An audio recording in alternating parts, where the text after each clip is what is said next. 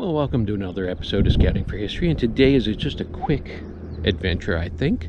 The neighbor said I could do their yard. Now, I did the yard before, years and years ago with my Simplex. Just went through it real quick once. So let's go back with the Legend and see what we can find. Stay tuned. Here we go.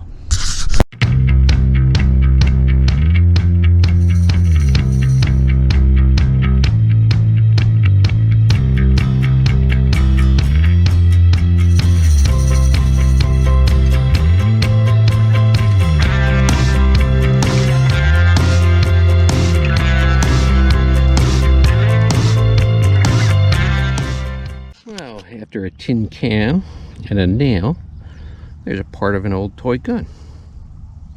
That's cool. Wish the rest of it had been there, but that's okay. On to the next. The first coin in the yard is a Jefferson nickel. 1964. They made more 1964 Jefferson nickels than any other year until like the late 70s, early 80s. But in the mid-60s, there was a huge coin shortage. So 1964, one of the most common dates to find for nickels. On to the next. Well, now an old green wheat penny. Still some stuff here. Let's keep going.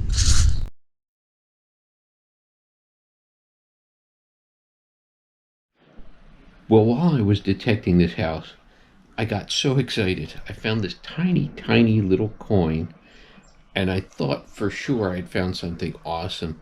I thought I turned on the GoPro. Apparently I didn't.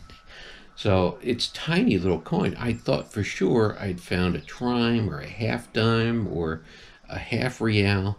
Now, in this whole area, I found colonial stuff and early American stuff, so it wasn't out of the question, but I really wasn't sure what it was until I put it down and cleaned it up and took a closer look.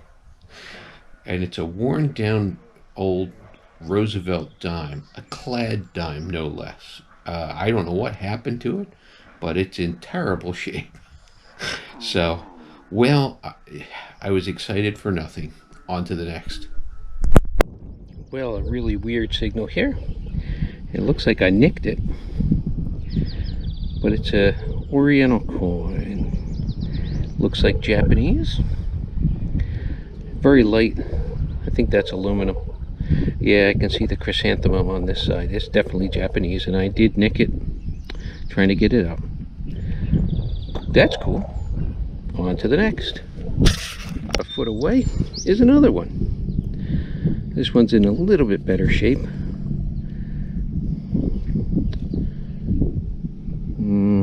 Not sure how old these are, probably from the 50s, post-war. Very cool.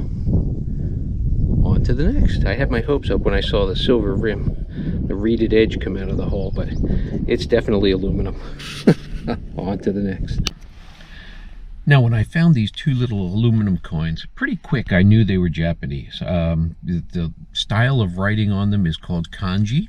Now, I don't read kanji, but I can recognize it. But also, the chrysanthemum on them is a dead giveaway that these are Japanese. That's the national symbol of Japan. But now I knew they were Japanese. I just didn't know what kind of a coin they are and how old they are. So, a little trick, if you've got a Google phone, and I think it's available on a lot of the Androids as well, is if you take a good picture of the coin, on the bottom of the picture, there's a thing down here called lens. And if you click lens, it does a Google search for that image. It does it really quickly, and it comes back with all of these different coins from different years, but it's 10 sen from Japan. So now I knew it was 10 sen, and looking at the coin, there's a couple of characters that are very different. So I was pretty sure that those were years. So another quick Google search, and I found a website that explains how to date a Japanese coin, how to calculate the year that it was made. Two of the symbols on the back of the coin are the symbols of the emperor, and in this case the symbols are Hirohito. Following that, on each of the coins is are some slightly different kanji characters. Those are the date that the coin was made in the year of the reign of the emperor. So little quick kanji math, and these turned out to be a 1943 and 1944 10-cent coin, so right at the end of, or near the end of, World War II. Very exciting. So it must have been brought home by a service member after the war as little souvenirs. I mean, this is one of the things I love about the hobby. You never know what you're going to find. You know, one day you can find something valuable. You know, another day you could find something historic. And then some days you find something that inspires you to learn something new, like how to calculate the age of a Japanese coin.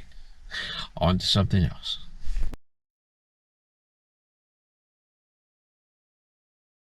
And then right next to that wheat penny, I thought I had a nickel, but it's a shotgun shell.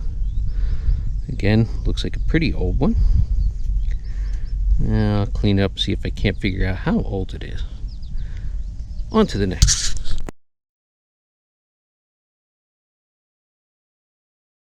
And now ringing like a nickel, it's an old clock gear. That's pretty cool. It's in really good shape. The ground here really helps preserve it, the relics. It's this powdery, almost like peat, down for a couple inches, and then it turns into a really hard packed soil. But for the first couple inches, it does a really good job protecting it. Awesome. It's a little cracked on one side, but other than that, in good shape. On to the next. I had my hopes up when a button popped out and I could see gold on it, but it's a modern button. It's not a two-piece, it's just a big molded piece of aluminum. So I don't know whether there's a design on it or not, but it's nothing special. Oh well, on to the next.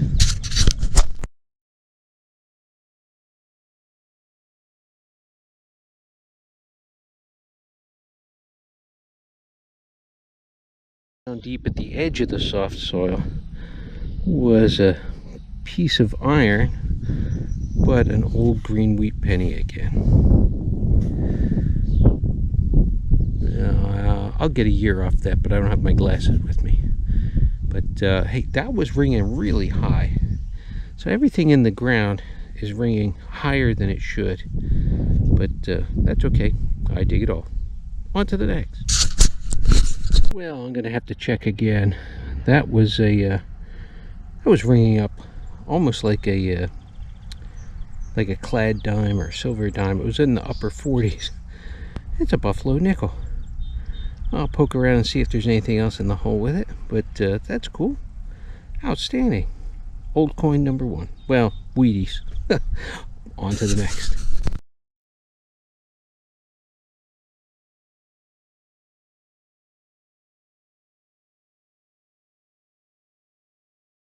Definitely not a 22 rimfire. That's a serious round right there. Somebody was hunting a long time ago. Oh, there goes my phone again. On to the next.